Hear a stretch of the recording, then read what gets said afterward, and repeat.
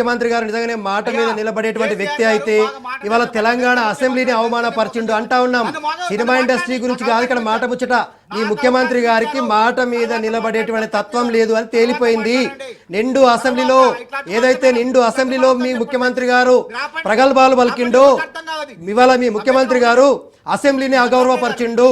అసెంబ్లీలో ఇచ్చినటువంటి మాటకు విలువ లేదు. ఇవాళ తెలంగాణ అసెంబ్లీని అవమానపరిచిండు అని చెప్తా ఉన్నాము. అందుకే మా నాయకుడు కూడా చెప్తా ఉన్నాడు క్లియర్ గా, తెలంగాణ సమాజం మీద గౌరవం లేని వ్యక్తి, తెలంగాణ అసెంబ్లీ మీద గౌరవం లేని వ్యక్తి, ప్రేక్షకుల భద్రత కోసమే మేము ఈ నిర్ణయం తీసుకున్నామన్నటువంటి వ్యక్తి ఇవాళ పుష్ప 2 సినిమా విషయంలో ప్రేక్షకుల భద్రత గుర్తుకొచ్చినటువంటి ముఖ్యమంత్రికి ఇవాళ గేమ్ చేంజర్ విషయంలోనే అంత సడన్ గా ఎందుకు సడలింపులు ఇవ్వాల్సి వచ్చిందని అడుగుతా ఉన్నాము. అవునండి, నిర్మాతల మీద పడుతున్నటువంటి భారం గురించి మాట్లాడుతూ ఉన్నాడు కదా మీ నాయకుడు. నిర్మాత ఒక్క దిల్ రాజు గారి మీద ఒక్కరి మీదనే భారం పడుతుందా అండి తెలంగాణ రాష్ట్రంలో? ఉమ్మడి ఆంధ్రప్రదేశ్ లో ప్రేక్షకుల మీద భారం పడతలేదా? కాదండి రోజా గారు, ఒక్కటే నిమిషం నేను చెప్తా ఉన్నా. 1000 రూపాయలు తీసుకొని ఒక ఫ్యామిలీ సినిమాకి వెళ్తే పెరిగినటువంటి టికెట్ల ధరలు తెలియక చాలా మంది అవమానంతో బయటకు వచ్చేటువంటి పరిస్థితులు చూస్తాం పేద ఫ్యామిలీల వాళ్ళు. ఈ టికెట్ల పెంపకాలు ఏంటంటే నాకు అర్థం కాదు. నిర్మాతలకు భారం అవుతుందని టికెట్లు పెంచడము, నిర్మాతలకు భారం అవుతుంది నాకు అర్థం కాదు.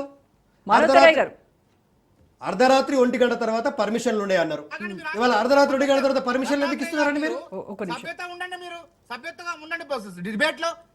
ఎందుకంటే అట్లా మాట్లాడేటప్పుడు నువ్వు మాట్లాడేది అర్థం కాదు, నేను మాట్లాడేది అర్థం కాదు. రాయ్ గారు మీరు మాట్లాడుతుంది డిస్టర్బెన్స్ వస్తుంది. లేదు నన్ను చెప్పండి రోజా గారు, ఇంకోసారి ఇట్లా పిలవకండి దయచేసి. మీరు మానతరేగా చెప్పండి. డిబేట్లు పిలిచి ఇట్లా డిబేట్లు చేసి మీరే న్యాయ నిర్ణేతలు మీరే చెప్పేస్తే మీరు మమ్మల్ని పిలవకండి దయచేసి డిబేట్. ఎవరు న్యాయ నిర్ణేతలు? నేను మాట్లాడుతున్నా. ఎవరు న్యాయ నిర్ణేతలు? మానవరాయ్ గారు ఎవరిని అంటున్నారు? ఎవరు న్యాయ నిర్ణేతలు? ఎవరితో మాట్లాడుతున్నారు? ఇద్దరికి నేను సమానం చెప్పాలా వద్దా? మరి మాట్లాడండి అని చెప్తున్నాను కదా. ఏమనుకోవాలి మిమ్మల్ని? ఒక్క నిమిషం వినాలి కదా. మరి ప్రశ్న అడుగుతున్నప్పుడు వినే సహనం ఉండాలండి మీకు. మాకున్నది, మీరే రాజకీయం చేస్తుంటే ఎట్లా చెప్పండి? వాళ్ళని మాట్లాడిచ్చి వాళ్ళకి ఆన్సర్ చేయాలి కదా మీరు. మానవరాయ్ గారు మీరు రాజకీయాలు దయచేసి సంయమనం పాటించేది అవతరాలు చెప్పాలి. మీరు మీకు కూడా అదే చెప్తున్నాను, సంయమనం పాటించండి అని చెప్తున్నాను. మీరు మాట్లాడండి అనే చెప్తున్నాను. మీరు మాట్లాడండి అనే చెప్తున్నాను. నేను చెప్పేది వినండి. పూర్తిగా చెప్పకుండా మొత్తం మధ్యలో అవతరాలకు అవకాశం ఇచ్చి మాట్లాడుతుంటారు. మీ వాయిస్ వస్తలేదు. మీ వాయిస్ మ్యూట్ లో ఉందండి. మ్యూట్ లో ఉంది, మీకు సిగ్నల్ లేదు. మీరు మీ వాయిస్ రాకపోతే మేమేం చేస్తాము? మీరు అక్కడ ఉండి మాట్లాడితే బయటకి దానికి ఏదేదో మాట్లాడేస్తారు. గారిని ఏదేదో అంటున్నారు. మీరు సంయమనం పాటించండి దయచేసి. సంయమనం చేయాలి అవతల వ్యక్తిని. మీకు ఇప్పుడు వరకు మ్యూట్ లో ఉన్నారు మీరు. మిమ్మల్ని మేము ఎట్లా వినాలి? మ్యూట్ లో లేమండి. నేను సభ్యత కాదు.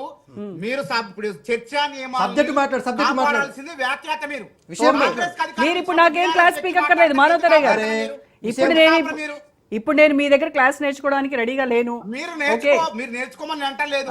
నేను మాట్లాడుతున్న అడ్డు తగిలితే ఎందుకు ఆపరంటాను? మీరు మ్యూట్ లో ఉన్నారండి, దయచేసి వినండి, చెప్పేది వినండి. మీరు మ్యూట్ లో ఉన్నారు.